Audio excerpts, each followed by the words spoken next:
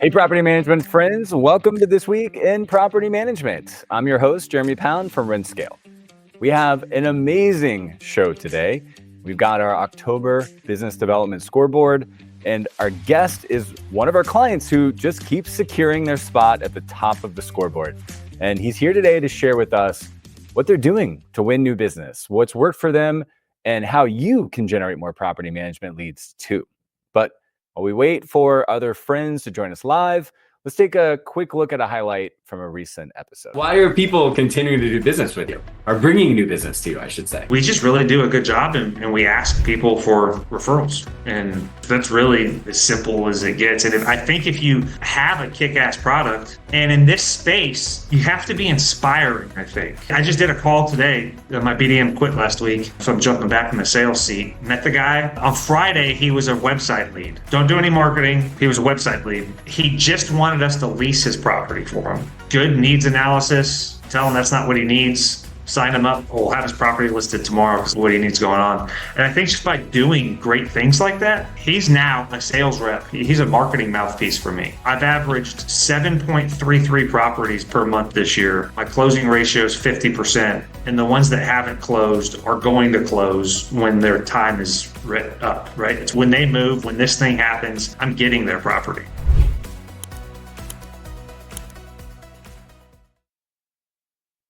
So be sure that you're subscribed to us on YouTube, LinkedIn, Facebook, or X, wherever you like to follow these videos.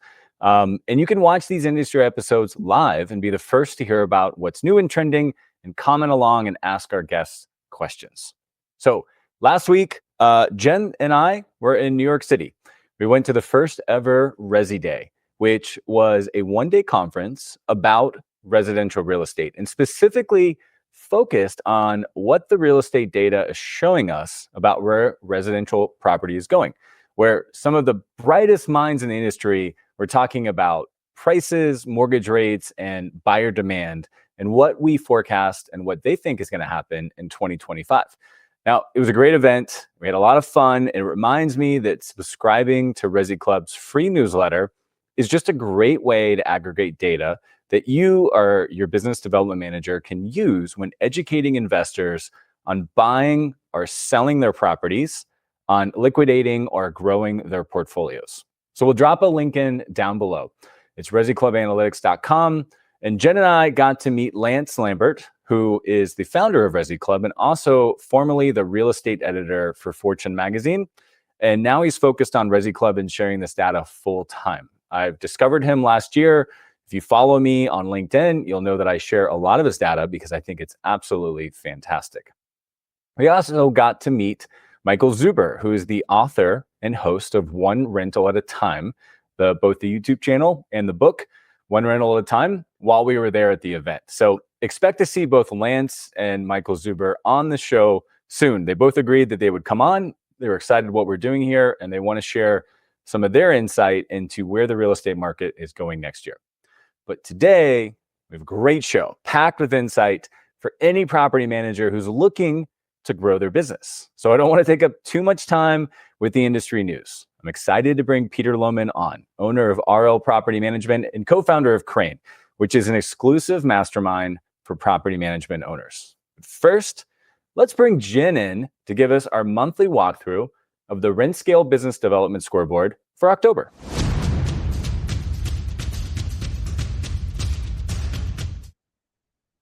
Hey everyone, back at you with another Scale Club scoreboard update, this time for the month of October 2024. We have a lot going on here at RentScale, and again, some record breakers. We are just seeing people break records left and right in their companies and in all of Scale Club. So I can't wait to dive into the numbers, but before we do, our world has been completely immersed with sales mastery. If you guys haven't heard about sales mastery, you are under a rock, because it is all that we are posting on social media right now. And it is all that our team is talking about. But that is because we are so excited about this event. This is going to be the biggest sales event of the year in property management. We can't wait to show you all what's in store. In fact, Today we had a meeting, we did full run of show, and even my mind is blown by how much we are bringing to you guys.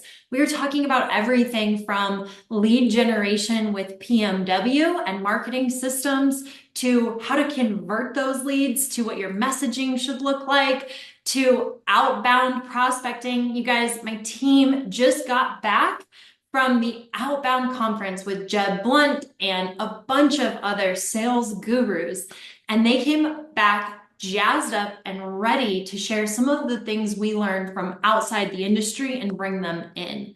That's a huge focus here at RentScale, and in Sales Mastery, it will be no exception to bring those things to you. We're also going to talk about some of the real estate trends that we're seeing across the country and how to leverage those in sales conversations. Jeremy and I went out to Resi Club to New York just last week. We learned all about some of the trends going on, and we can't wait to share some of the data, but also teach you how to use that in your conversations to sell. We are going to talk about how to multiply your clients that you already have and what customer experience should look like. And you guys, we have a brand new product to show you. So lots and lots of stuff going on here. Cannot wait for Sales Mastery, and that is what we have been immersed in. All right, so without further ado here, let's talk a little bit about the numbers for October. I was looking at this scoreboard and I was analyzing all the data, looking at our accountability spreadsheets and kind of taking everything in. And I noticed something that I don't know if I've ever paid a lot of attention to before, but we had just under 1,200 leads in the month of October for our community. That's a statistic I'm going to start tracking because I'm really interested to see what is the overall consensus. I know we track average lead volume here on the scoreboard, and you will see that down at the bottom for the month of October. It was 22 and down slightly, but I want to see the volume across the entire community. So 1,200 leads. There are still investors out there. There's still a lot of movement in real estate. And as much as we're proud of how big our community of 80 BDMs is, we also know that there's a lot more business going on outside of our community. So really exciting statistic as I was looking at the data. All right, so for the month of October, we've got our leaders. Denver closed 103 doors. That did include a big investor portfolio with about 80 units. Since I am in Denver, I was fully immersed in who was in that and what that battle looked like. And it was fun to kind of see it all play out. So 103 doors there, some single family, some multifamily. Chicago, Illinois in at 40 doors. That was up from last month. Columbus, Ohio, another great month at 26. Richmond, Virginia, first time on the scoreboard. This BDM is actually new, and she's already at the top of the scoreboard, already killing it. We are so proud of her at 24 doors. And then Memphis, Tennessee, no shocker here. She keeps being up at the top of our board. And believe it or not, her numbers are down from the month of September, still at 20 doors. Across our entire community, we saw 521 doors, which was up from the month of September. We are 98% to goal according to forecast. Across our entire community, we've got 9 doors on average, which was down by about 20. And we've got 19 doors for our top 50%, which was up by about 7%. So what that means is our top performers are really starting to figure out how to wiggle up and wiggle out. And we're really excited to see what all those guys are doing. We keep posting on the new doors added side of the scoreboard, larger and larger numbers. So we know that what we're doing within our community and how we're actually asking BDMs to progress forward is absolutely working. And the numbers absolutely show that. If you want to see a history of all the scoreboards we've done, it's now been a year and almost a half of this. You can go to rentscale.com/scoreboard and you can access all of the scoreboards as well as the videos so that you can download everything. So this month we are going to focus heavily on outbound, thanks to that awesome outbound conference. But you guys, my team is seriously focused on making Sales Mastery one of the best events ever. So if you haven't got your tickets, make sure to grab them. Pricing does go up this Friday because we have to lock in headcounts for this event. And once we lock in headcounts, it costs us more. So if you're going to register, make sure to do it by this Friday. Otherwise, you are going to pay a premium. That's all I've got. Thanks so much, and back to you, Jeremy. Hi there. Did you know that RentScale hosts one of the largest communities of property management sales professionals in North America? Well, my name is Reese Register, and I'm actually a previous BDM and currently a scale coach here at RentScale. We provide over 20 hours monthly of teaching and training and accountability to make sure that our BDMs are supercharging their sales business through inbound, outbound, and allbound. So if you're interested in learning more about supercharging your business, go over to rentscale.com. We'll be glad to schedule a consult and see how we can help you transform your business today.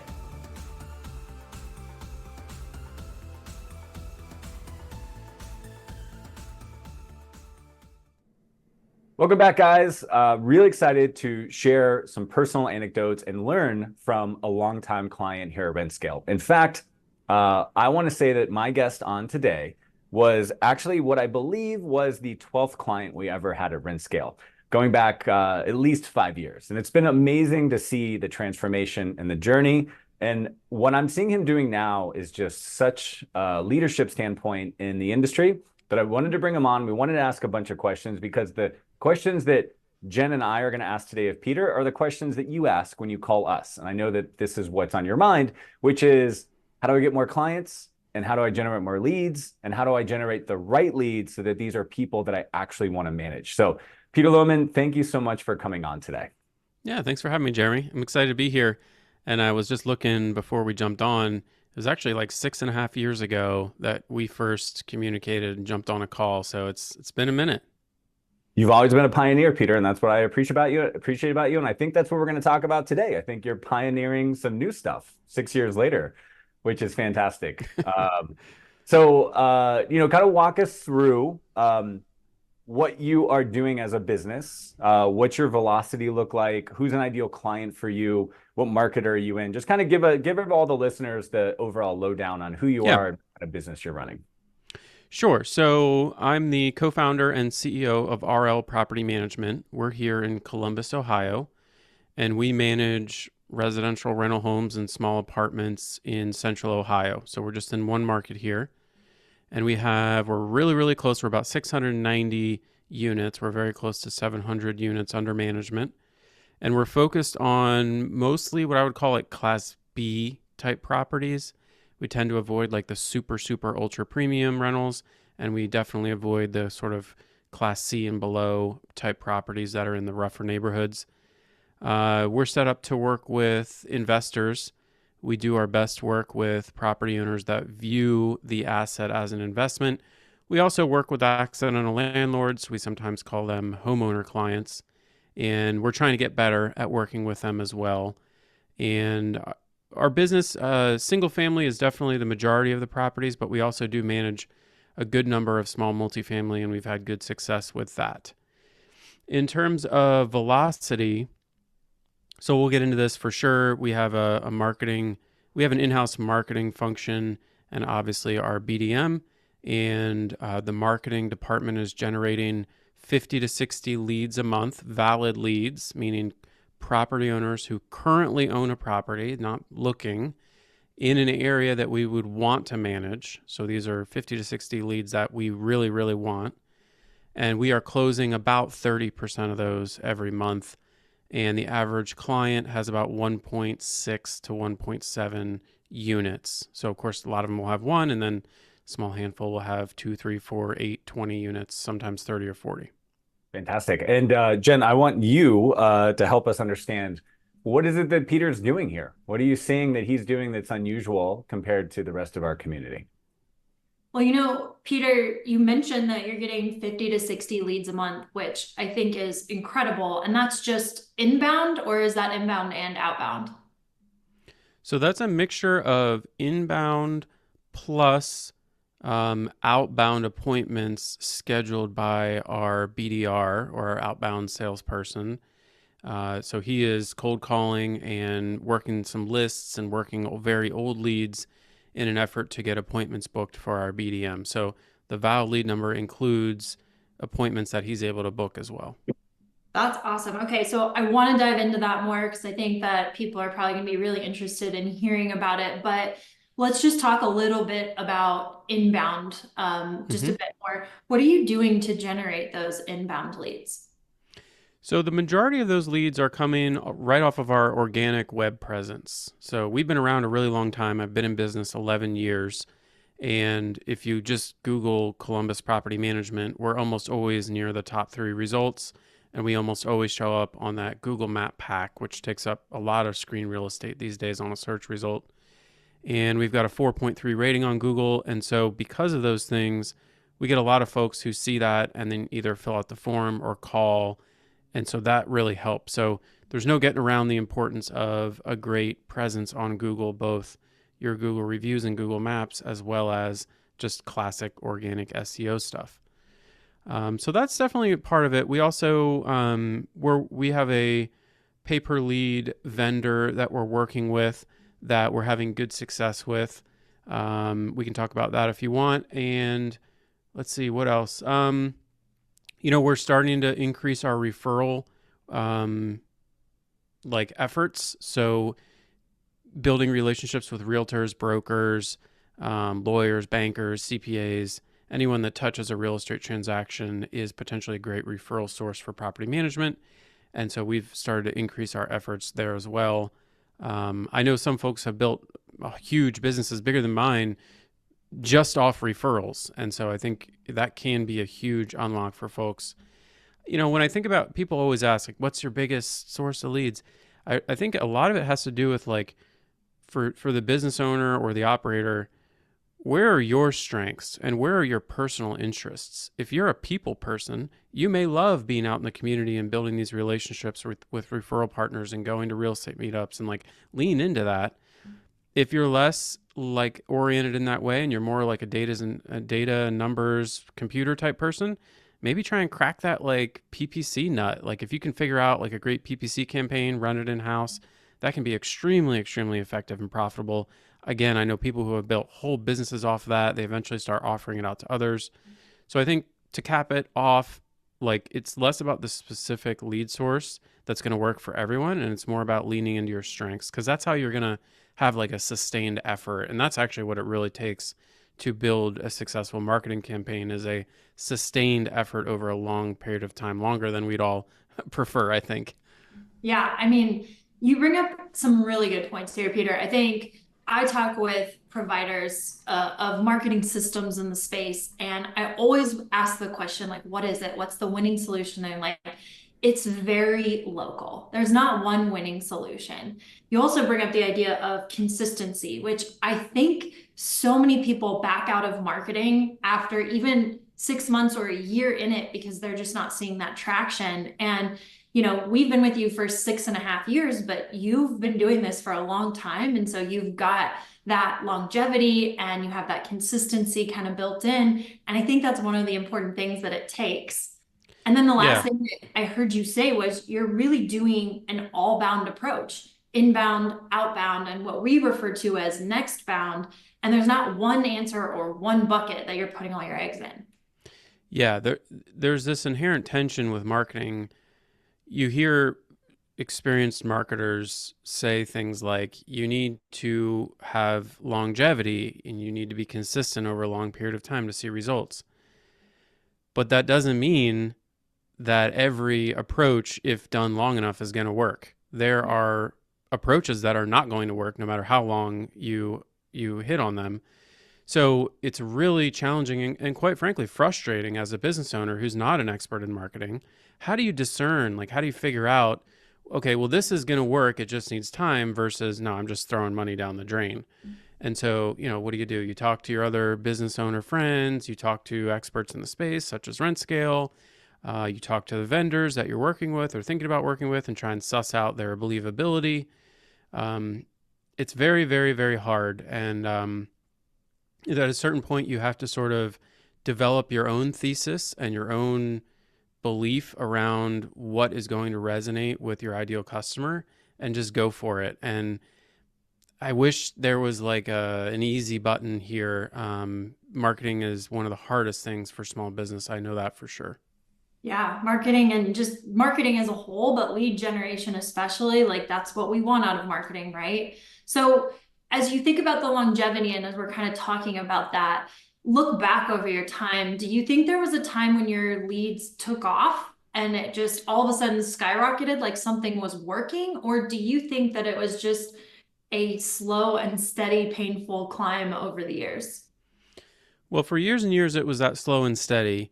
It was slowly building our presence on Google, slowly getting to be known in the community, going to real estate investing groups, building referral partners. All of those are very slow builds.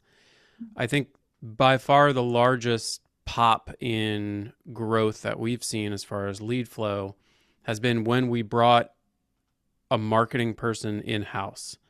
I've messed around with all kinds of different web agencies and marketing agencies and different platforms and ideas. And until I brought someone into our team as a W-2 employee full time and said, listen, your job is to drive leads. If you don't hit X leads per month within 90 days, you're fired. I told him that before he even started. And I was just like, listen, I know like building a brand and like web hits, like there's a lot of metrics we could be looking at, Facebook likes, but what I need right now is lead flow. If you think you can deliver lead flow, let's give it a shot. And so bringing that expert marketer in-house, really, if you looked at a graph of like our lead flow, that's when it sort of accelerated with the hockey stick, because now you have someone in the business. It's their whole job. It's all they're thinking about every day when they wake up. I love this concept of like, what's the thing you're thinking about in the shower? There can only be one, right? And so a lot of my friends who have their fingers in multiple businesses, kind of myself included, I always kind of warn them, like, you can only be thinking about one thing in the shower, and that's what you should really kind of be going all in on, because your other stuff's going to wither. And so for this marketing person, I wanted growth of leads at RL Property Management to be the one thing he was thinking about in the shower. Whereas for me, when I was trying to fulfill that role, I have my mind is on a million different things, right? Lead flow is only one of 100 concerns just at RL Property Management, let alone the other things I'm up to. So that was when it really started to take off. Now, of course, this is contingent on finding that right person and onboarding them and doing a good job managing them and all this other stuff. I got really lucky and found someone awesome, and I think I'm doing an okay job managing him. But for us, that to answer your question, that was the results that we saw. When was that? When did you find that person? That was this year. So he started July 1st. So he started the first day back after my June break. Okay, got it. And I'll just fill in for anybody listening that you take the entire month of June off every year. And I'm very inspired by that. And you're able to do that because you're building a great business. So one of the things that you stop me if you've heard this, but don't really stop me, because this is what I talk about all the time, is if there's ever really something you need to fix in your business, you got to put somebody full-time in charge of it. This is what I talk about all the time when people are like, oh, my biggest problem is I can't grow my sales. And I'm like, well, who's full-time in charge of it? And they're like, nobody. Everybody just does it a little bit.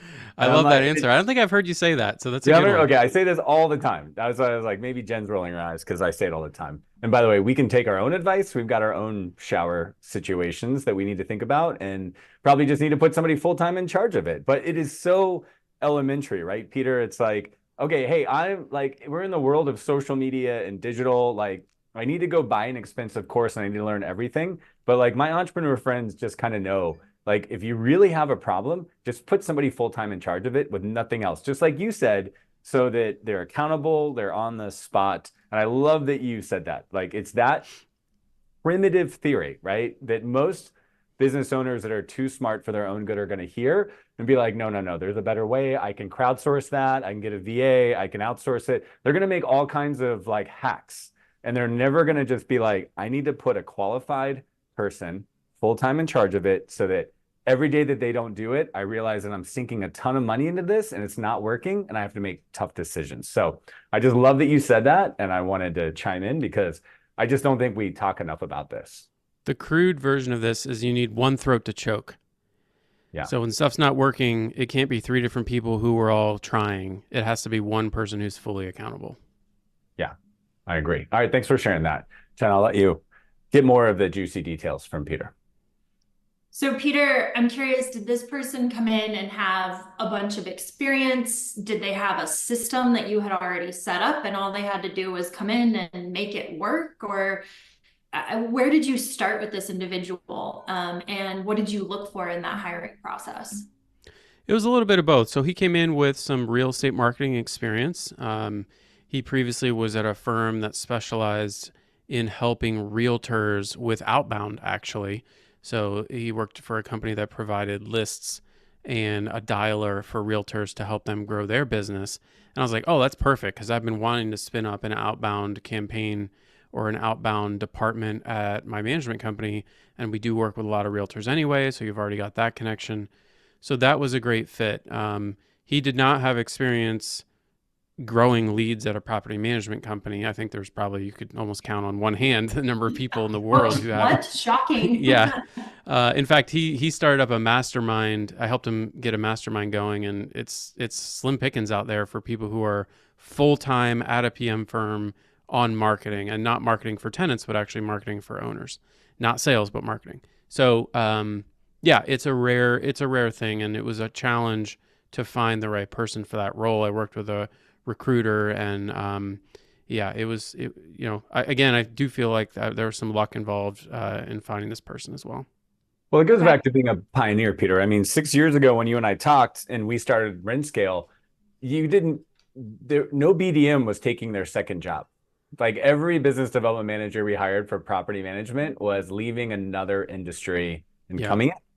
And that's scary, right? Because we all just want to, I think like the logic is, let's just go hire people that have solved this problem before.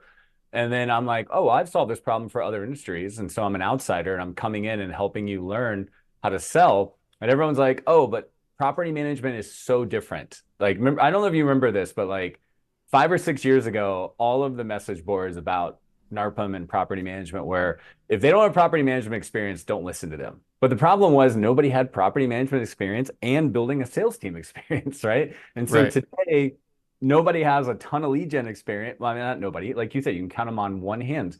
So it's just a great point. Like going back to the pioneer phase, somebody's always got to be first. Somebody's always got to break the mold. Otherwise, we'd all just be running far more boring businesses that are more established, right? That's the alpha. The alpha is you are going to take a risk and you're going to do something for the first time, and you're going to have a certain amount of waste when you do that. But if you do it thoughtfully and you look left and right and you look at some ancillary markets around that are kind of like property management, but not exactly, like you can spot some patterns, right? Is that what you're doing? It's exactly where I got the idea, and I'm certain I'm not the first person to spin up outbound at a property management company. But for years, I've had this idea. If you look at the big brokerage houses, not the residential brokers, but the big commercial brokerages like Marcus and Millichap and some of these other really huge firms that help transact massive apartment communities and huge commercial spaces, and these companies are built on outbound. They do not sit around waiting for the owner of 3 500-unit apartment complexes to call and say, oh, I was searching on Google and I saw your name. I'm interested in selling my properties.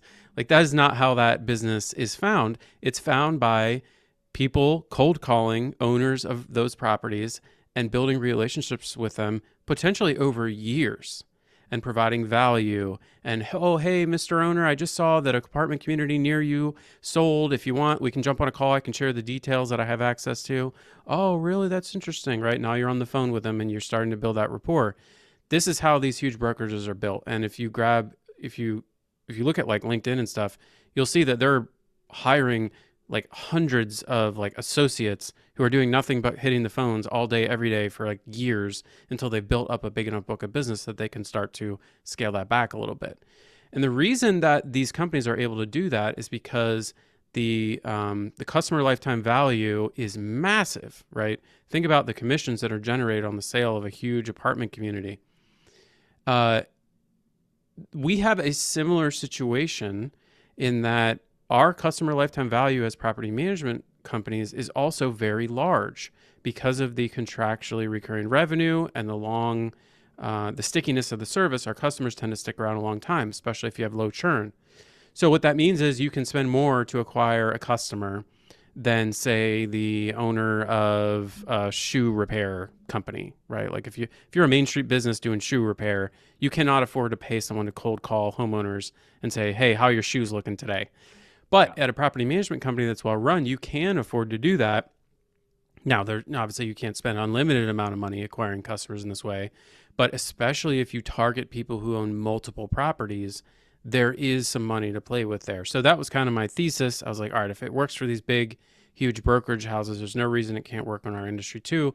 I just need to figure out all the pieces and parts, like where do you get the list and who do you hire to do the calls and what do they say? And then does that person actually close them or do they make an appointment with the closer, blah, blah, blah. And like all the stuff that we're kind of like, that's the area that it does feel like we're pioneering because I don't have a playbook I'm following for that stuff. Yeah. So I just want to make sure I get this right. You hired someone to do marketing for inbound leads, but then you also went out and hired someone who was going to take these scripts and make these outbound calls from these lists, right? Correct. We have a sales and marketing team consisting of the marketing person who's kind of over the department, our BDM, traditional BDM, placed by RentScale, and then our BDR or our cold outbound person. Okay, so let's talk a little bit about that cold outbound. How's that going for you? And actually, before we ask that, what is it that this person is doing? What is, you said there has to be one responsibility and they have to be held accountable for that. So what is this person supposed to be focused on and what are their activities look like? So the BDR's sole metric is appointments booked for the BDM. So his goal is to book, I can't remember, it might be like 5 appointments a week on our BDM's calendar. And so by whatever means necessary, which includes a lot of cold calling, a lot of follow-up emails, a lot of building relationships with realtors, and a lot of reactivation of very old and stale leads in our CRM, Inside Lead Simple. Okay. And I know a little bit about this individual. So I know you hired them. They live here in the US. Did you ever consider going abroad for this type of role? Or was there any thought to why hire them right here versus hiring them, a remote team member? So our BDR is actually not in the US, but he was born in Texas. So he's got this great Southern accent and he's from the US. So when you get on the phone with him, you would never know that he wasn't located here now. But because his purchasing power and his local currency goes a lot further, it means he's more affordable than it would be to hire an equivalent person in the US. In terms of like what I would recommend to others, I don't know that I have enough experience to say one way or the other. You may have to experiment a little bit and see how your conversions work depending on the region of the person that you're hiring. I mean, obviously they need to be able to work US hours and place those calls during times that you're likely to get responses. They need to probably have really, really good English in order to break through that first 10 to 20 seconds of doubt. When you first get a cold call from somebody, like it or not, people are making judgments and opinions based on how the person on the other end of the phone sounds. So, yeah. Okay. And this outbound person's making calls all day long, generating leads. How many leads are they generating on average for you a month? So they are booking 3 to 5 appointments per week on the calendar of the BDM. So if we say it's like 4 on average, that would be about 17 leads a month that are placed on the calendar. Okay. And do you think that this individual should be list building as well, and they're responsible for creating who they're going to call and calling them and getting them on the calendar, or is that something completely separate that marketing does? So the primary responsibility for feeding that funnel for the BDR is our marketing person. If you get someone who's really good at cold calling and really good at hooking people and getting engaging conversations and getting them to agree to a follow-up call, that's a pretty high value activity. And I think that the actual like sourcing of this list and curating of the phone numbers and everything, you probably don't want them taking time away doing that when it's something that somebody else could be doing as kind of a filler activity. Again, we're figuring this out. I'm 3 months in here. We're kind of seeing what works. Well, let's put numbers on that, Peter. I mean, if I've got a person like you're talking about, and I can just hand them over the list, I mean, how many calls a day are they making? I think that puts it in perspective for people listening. It's like, oh yeah, They should not be finding the list because they can make, like, what's the output look like? I don't know. Okay. All I know is if they're hitting the metric that I set. Yeah. So I'm not sure how many calls they're making a day. I could definitely ask my marketing guy. He would know for sure. And the metric you set is what? Let's work back from what are you expecting from this person numerically? I will double check our scorecard. I believe we're expecting 5 appointments booked per week. Yeah. I think most people watching this in the property management space are like, that's pretty quality stuff. I don't know if I can use pay-per-click or something else. Obviously, you were very transparent about the value of organic and 11 years in business SEO. That's the one thing I try to talk to my newer clients about a lot is everybody says, well, what's working for you? And everybody says SEO. But everybody they're talking to has been in business for a decade. And the only marketing game that I know of that's zero sum, meaning that it's really hard to make the pie bigger, is SEO, right? Everything else, like calling people, like doing social media, other things, these are not zero sum games. Like you can find people, you can get in their heads, you can create YouTube channels. People will never stop consuming great content. But unfortunately, I'm much older than you guys, both on the call. And we had this thing growing up called the Yellow Pages. And they would only sell 3 ads at the top of the Yellow Pages. And that was it. And like once those were sold out, people would just keep their competition out of business for decades by saying, I don't care how much you raise our price, call me first. I've been doing business with you for 10 years. I will just basically shut everybody else out of the market.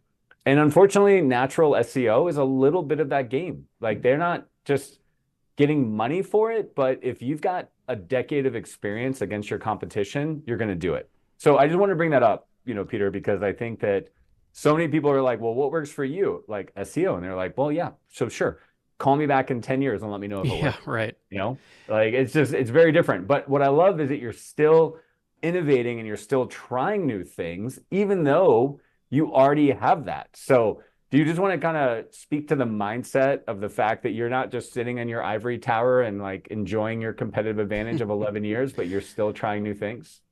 Yeah, absolutely. I mean, that advantage I think is less durable than it used to be in the days of the Yellow Pages. I mean, the Google algorithm is constantly changing.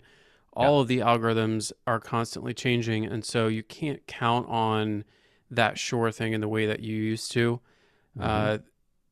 The other, the bigger you get, the more leads per month you need to sustain your current size, given a consistent churn percentage. So let's pretend you're churning 15% of your units per year. Well, when you're at 100 doors, that's 15 clients you need to replace just to stay even with where you were. Well, when you're 800 doors, that starts to get kind of insane, right? So 15 doors times 8, that's 120 doors you need to add a year. That's 10 a month just to stay even. So we may get that. I know we probably do get that from SEO, but I'm not interested in staying where I am. I need to figure out how to keep growing. Now, of course, reducing churn is a great way to do that, but you can't ignore like the growth side of that equation. Just because your company's bigger doesn't mean you're automatically going to attract more and more leads every month. You got to figure out new ways to do that. The other thing that I really got clear on here is that if you think about like what you would be willing to pay to acquire a door, like in my newsletter every week, I see I list these PM companies for sale, and you see the crazy amounts that people are listing. It doesn't mean they're necessarily transacting at those high numbers, but let's just pretend that the value of a door in today's market at a PM company is like $3,000. It's not that outrageous, in my opinion. Great. So if you could sell a door for $3,000, how much should you pay for a door? Or like, what's the max you would be willing to pay for a door? Probably like pretty close to that, right? If you can then turn around and flip it, like that's how the marketplace is valuing these customers. And so let's pretend you were willing to spend up to $2,000 to acquire a door to give you like a nice big margin. That's a lot of money that you can spend on outbound and other marketing and sales activities. Now, you got to be careful with the math. There's some math that works to your advantage and there's some math that works against you. If you have like close to 2 units per client on average, that really helps, right? Because you can acquire one customer and get two doors. The math that goes against you is all of that money is not profit. And so you have to apply like a profitability multiplier to figure out how much you could actually spend to acquire a door and still be profitable. But the long story short is, for a healthy management company, you can spend quite a bit of money to, sort of close the loop on what I was saying earlier. You can spend quite a bit of money to acquire a new customer. And I don't quite know that people realize that and have done that math.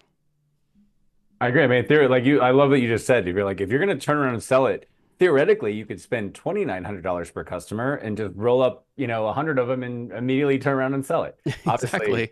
that's a different reality than actually having to staff and keep those clients and manage that. There is a cost to being in business, but I just like the sensationalism of how you put that, because I think that like if the pendulum of sensationalism is over here, most business owners are way over here, and they're like, Right. You get people who balk at spending $120 to acquire a lead. And like, let's say you're closing a fifth of those. I mean, we're closing closer to a third, but let's just say you were only closing a fifth. Like $120 times 5, you're only paying $600 to acquire a new client. Contrast that with like the $3,000 valuation, or even say it's only worth $2,000. Still $600 to $2,000. Like, it seems like kind of a free money machine, doesn't it? what we want.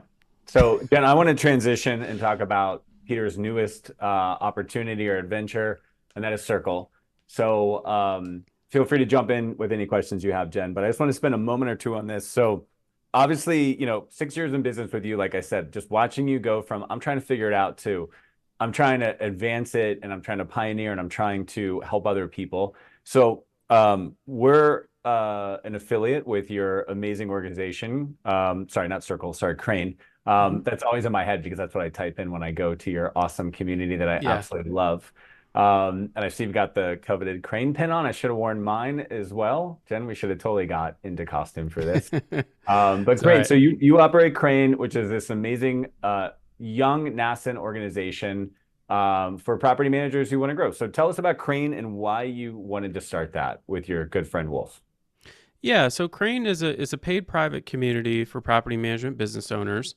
It's designed for folks who really want to take their business to the next level. So it's not so much set up for people who are just starting out. You do have to have 100 doors minimum in order to apply. Wolf and I really saw an opportunity to bring together some of the best and brightest in the property management industry, give them a place to collaborate, communicate, learn from each other. Wolf and I, of course, share all of our best practices and really sort of open the curtain on our own businesses within the community.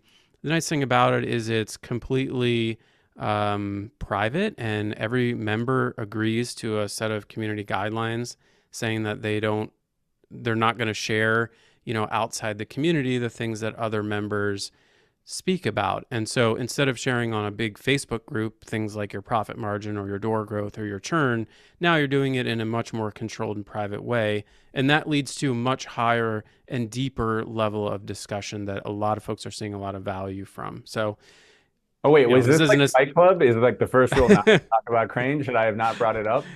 No, you can talk about Crane, but just, the discussions that happen inside the community. That's all. Yeah. So, and we do meetups alongside the major NARPM conferences every year. And we have, our own online events for members. And we have our great Crane partners like RentScale who are supporting the community and get to tap into the network that's developed there and sort of, dip their toe in the water and see where the industry is headed. Love it. Jen, any last questions from you? I mean, Peter, one thing I wanted to ask you was just maybe a wrap-up question. If you had to sum it up in a few sentences, you know so much about the industry. You are obviously a pioneer, definitely an influencer. What do you think other PMs are doing that's causing them to struggle with gaining new client traction and generating leads that they want to work with? While you think about this, Peter, this may be my favorite question we're asking, right? I mean, I'll just say, as you think about it, you talk to your Crane members, Jen and I are talking to, hundreds of property managers a year. They all want to do the same thing. What are the mistakes that they're making? Like, where are they struggling? I think you probably have a really insightful view on this. So I think this is my favorite question that we're asking. Yeah, I mean, I already spoke at length on the sort of fear around spending money to acquire a customer or a lead or a door. So that definitely plays a part. Um, so I'll give a further answer beyond that, which is the first thing you need to do when I talk to someone who's struggling to grow their PM business, and I talk to a lot of people like this. First thing I do is I force them to get clear on, is this a sales problem or is this a marketing problem? Do you truly have a shortage of leads coming in, or are you or your BDM just not closing them at a good percentage rate? If you're not closing 20+% of the valid leads that come into your PM business, that's where I would start. That's easier to solve than the lead problem. So, and RentScale is a great solution to help with that. If you are closing 25-30% of the valid leads that come in, now you need to look at your marketing function. And this brings us back to the earlier discussion around who's accountable for that metric. Is it you? Is it your BDM? Like, get clarity on who's accountable for that metric, set a number, and hold that person accountable, even if that's yourself. And now you've got a really clear metric to drive to. And that's when you can start to get clarity on solutions. You have to really narrowly and tightly define the problem if you're ever going to find a great solution. So that would probably be my answer to somebody who's struggling in this area. I love that, Peter. I think it's so important to understand your problem before you're trying to put solutions to it. And we talk a lot about attract, convert, and multiply here. That's just the language that we use. But are you struggling to attract consistent leads? Are you struggling to convert those great leads? Or are you struggling to build your referral business and take the clients you have and turn one door into three? So I think that's so spot on, and such a smart answer, Peter. Love it. Thanks. Appreciate it. Yeah, Peter, expect to find yourself plastered all over Facebook, LinkedIn, and YouTube because we're just going to run that last clip on advertising. Jen, you hire 2 more coaches because I think Peter is going to explode with that answer alone. I mean, it really is. This is what the sober conversations we have with our clients is, we're not selling a magic pill. We're diagnosing the problem. Like you said, is it marketing? Is it sales? And we've seen how to solve that problem. The spoiler alert is it takes resources. It's either check equity or sweat equity, right? You're either spending money on marketing or you're spending money on people, and you have to solve that problem. And the number one speed break on a business, and Jen, I'm saying this for us as well, as we get together, think about 2025, is, knowing you have a problem, but not being willing to accept it. Like wishing that there was a magic pill, not wanting to, not embracing the idea that like this is going to take work to solve, but if we've identified the problem, we should spend all the resources we have at solving that bottleneck, right? I'm guessing, I'm talking about it from a sales and marketing standpoint, and that's what we asked you on, but I'm guessing you would copy and paste that, Peter, to everything in your business, right? Why am I losing clients? Why am I losing employees? Why am I having a trouble making profit at the end of the year, right? You're just going to find the bottleneck. Isn't that the killer app of business?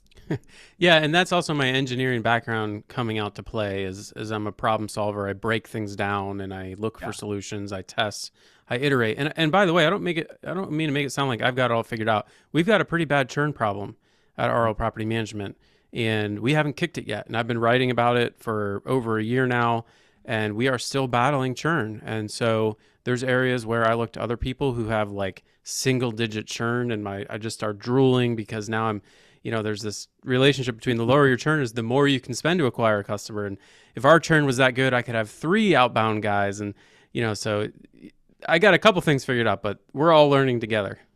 Okay, all right. So I was about to wrap up, Peter, but you just unlocked something that is crazy not to talk about, right? So I like to say he who can make the most from every lead can afford to spend more on leads. And actually, Jordan Moyla from Lead Simple really, fan those flames, right? He talks about it all the time. So what's your take on that? What advice are you giving to other business owners on how important it is to be able to make more money from your leads, and then to not just harvest that in the bank account, but then to turn around that immediately back into marketing and killing your competition? Yeah, property management. So it's this recurring revenue business and it's very capital light. So when you when you solve a problem like churn in your business, or when you do figure out how to onboard new customers quickly, depending on how your property management services are priced, like if you have an onboarding fee or if you're collecting and charging property management fees upfront or in arrears, there can be a very effective cash conversion cycle, even a negative cash conversion cycle that can emerge from a well-run PM company, which the faster you can iterate there, the faster you can reinvest those dollars back into growth. You just have to be careful with churn, because if you expand the type of customer, like let's say you unlock a new marketing channel like cold outbound and you start to convert those customers, ideally you would track that sort of source and cohort and measure and monitor the churn rate of them specifically to make sure that they're not churning out at like double the rate of your organic leads that are coming in. So there's a lot of nuance and there's a lot of fun things you can do there. As you were talking earlier, Jeremy, about your attract, convert, multiply, it got me thinking about that last one, the multiply.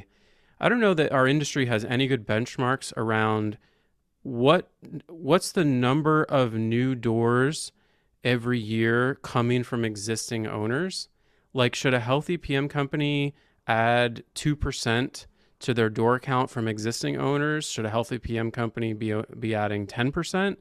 Like, it would be really interesting if that data was tracked in like a scorecard the way that your BDM performance is right now, because my guess is that there's some outperformers in our industry who are probably adding like 10 to 20% from existing owners every year. We need to like identify those people and then interview them and figure out what they're doing right. My guess is I'm probably on the low end of that scale. Like if we benchmarked all your clients at RentScale, I'm probably going to be on the lower end because we don't have brokerage in house. By the time we find out an owner's selling a property, like we're the last one to know. And if you can get ahead of that, there's some vendors doing some interesting things in the space here, like Blanket and Lineage and Discover and a few others. It'd be really cool to have data there. I wish I could say this out loud. Oh, go ahead, Peter. And also, like, that number also, again, goes back to how much you can spend to acquire a customer. Because if you know that your average customer adds 10% per year versus 20% per year, again, that's like feeding into how much you could spend to acquire somebody, because you know the customer lifetime value has like some... Anyway. So totally. I mean, if you're new to business and you just Google the concept of a loss leader and you realize how many businesses are not in the business that they say they're in, like you're signing up for something and then you're actually building a relationship where you're spending far more. Like Peter, this was probably before your time, but did you ever hear about the Columbia, what was like the CD thing where you could spend 1 penny and get like 7? Oh yeah, I don't know how old you think I am. I'm 39. I no, remember Yellow Books. I remember, yes. Got it. Yes. You remember this? Like Columbia would be like, I do. It was $1 million offer, right? Going back to Alex Hormozy, like talk about $1 million offer, like get 7 CDs for a penny. But then they knew the back end was, what was it, $40 a month, which back in the 90s was a lot of money. And they would keep people for years and years and years. So if you guys don't know Loss Leader, look it up. This is where marketing comes into business. I know we're all drowning in just trying to get maintenance requests handled and other things, but like this is where real business innovation comes from: product innovation, marketing innovation. So Peter, I wish I could say this out loud. Luckily it's just the three of us, but half of our sales mastery is focused on multiply. I know you're going to miss it, unfortunately, but we are seeing how our best clients are exploding their business in a very unique way. And they're selling on the back end, not just on the front end. So don't tell anybody this is just between the three of us. We need a scoreboard for that. Yes, we're spending half of sales mastery on multiply because we know that there's some awesome tools. And we think just like 6 years ago when Jordan brought me in the business, nobody was willing to do the work it took to market and acquire customers and build a list. I don't think people are willing to do the work to multiply. And I think people like you are. And so we're going to be bringing those strategies to you. That's awesome. Yeah. Well, Peter, I really appreciate it. It's been amazing to watch your growth. I've learned so much from you. I know we do business together. Whatever you've paid me, I think I've learned more from you. So thank you very much. Thank you, Jen, for being here. These are some of my favorite people in the industry, and I love sharing this. So I'm just going to wind up before I wrap up. What are you looking forward to in 2025? Anything on your horizon that you want to share? Well, I'm really excited about some of these companies and vendors that are pushing the industry in new directions. So I mentioned earlier, but Lineage, Blanket, and Riscover, they're not all directly competitors. There's some nuances there, but all three of them are taking our industry forward in new ways. And there's an asset management discussion that I think is very, very early days and is going to be what helps take our industry to the next level, especially when combined with things like the PM operations standards that were just released. So there's been a lot of innovation and change over the last couple of years. And I think the next few years is going to be when all those things start to coalesce and congeal into something that's going to be really, really impactful for the industry, not only for the property management businesses themselves, but also for the property owners. Love it. We'll be talking about that at Lead Simple University. Jen and I will be on stage there. We'll be talking about it a lot at Sales Mastery. I think your breadcrumbs are right. I think you're following the right direction. We're seeing that happening a lot. Yeah. So thank you so much for being here, Peter. Peter is the CEO and owner of RL Property Management, a residential property management company in Columbus, Ohio. He's also what I believe was the 12th client of RentScale, and I really appreciate him for doing that. He's also co-founder with his good friend Wolf of Crane, which is a private PM community, which he talked about. And he is the author of one of the only 2 newsletters that I will subscribe to. I told you guys coming into the intro that I love Resi Club, and that's where I get the best data about what's actually happening in real estate. But I look to Peter for what's happening in property management. And so if you're not a subscriber to Peter Lohmann's newsletter, you're missing out. I've been promoting it for a year, right? And you're up to how many subscribers, Peter? About 13,000. About 13,000. Look at that. Even more than I thought you were going to say. Mm-hmm.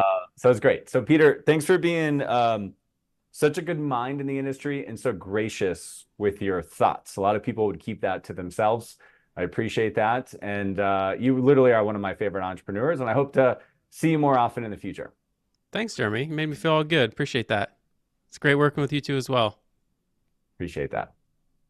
This episode is brought to you by Strategic PM, the magazine for property management entrepreneurs and executives. If you go online to strategicpm.com today, you're going to find an entire website full of content written about your industry and by your peers. And it's completely free to sign up. Just go ahead and click on the create a free account right in the upper right-hand corner. When you click on that, not only can you create a digital account, but you can actually add your mailing address, and we will send you a free 1-year subscription of the print magazine, which will be showing up in your offices every single quarter. So if you take a look inside the magazine, what you're going to see is that we are focused on growth. We've got 5 pillars of Strategic PM: vision, strategy, culture, marketing, and experience. You're going to be seeing some great high-class content from some of the best thought leaders in the industry talking about the matters that matter the most to your business. So sign up for free today at strategicpm.com and look for the magazine in your office. Lots of great ideas. Like I said, I am definitely inspired by Peter's ability to innovate. And some of my notes that I took down were that a problem well-defined is half solved. So you got to know what problem you're solving. And sometimes the answers to the problems that you're experiencing are outside the industry, and you got to try new things. And so really appreciate Peter for sharing all of that. Reach out to him, subscribe to his newsletter, follow him on X. He's got great concepts. But I want to talk about the event calendar. I want to wrap up. I know this has been a long episode, but it's been a great episode. So we're working hard, and I know Lead Simple's working hard. So let's jump into the event calendar. Start right away with the first event that is on my calendar that I can't wait to get to, and that is December 3rd to 5th. It is Lead Simple University in Austin, Texas. We're really excited. Jen and I will be speaking there, and we are rolling out some Multiply content as we teased in that last interview. And then if you stick around on Friday, we've got our biggest event of the year. So we've got people coming in from all over the country who want to grow their property management company, and they want to keep up with technology. They want to keep up with new strategy, and they want to absolutely dominate 2025. So our prices do go up at, I think it's 11:30 tomorrow night, which is a Friday on November 15th, because we got to put our head counts in, and anybody that signs up after that is gravy. We're pretty close to filling up. So we'll be having RentScale Sales Mastery in Austin, Texas. It's January 20th to 23rd. I'm sorry, December 6th. Sorry, reading ahead. December 6th. And you can sign up at salesmastery.live. We're going to drop in information for you. We'd love to see you there. It's our biggest event of the year, and it's going to be amazing. Looking forward to January. Once we wrap up for the holidays, we take a little time off. We're going to be back. And from January 20th to the 23rd, we're heading out to Vegas, and we're going to the PM Systems Conference in Las Vegas, Nevada. Hope to see you there. Again, Jen and I will be speaking. All of these events are places where you can come out, see us, talk to us, ask us questions. We'd love to see you there. Just looking around the quarter, even a little bit further out, starting to get further into the NARPM schedule, and NARPM events are starting next year. And we're looking at February 26th for the North Carolina State NARPM Conference. So it's the 26th and the 27th of February. And it should also be a great conference. We always love our NARPM regional conferences. We feel like they're some of the best ways to meet people like a Peter Lohmann and people that are doing things that you want to be doing. So those are the events. If you're interested in meeting with us or meeting some peers or other viewers of the channel, that's where you want to be. So we're excited to see you there. So thanks for watching. I know this one went super long, but I hope you guys saw all the value out of it. And that's it for us this week. Thanks for joining in and learning about the latest tips and trends from the top residential property managers in North America. Please be sure that you join us every time. We do this every other week so you don't miss your competitive advantage. Check out all the latest going on in property management and get details and show notes about today's show and our guest. Just head over to strategicpm.com. Strategicpm.com. Sign up, subscribe to our social channels, follow and share, and we'll see you next time with our latest update on property management. And that is what's happening this week in PM.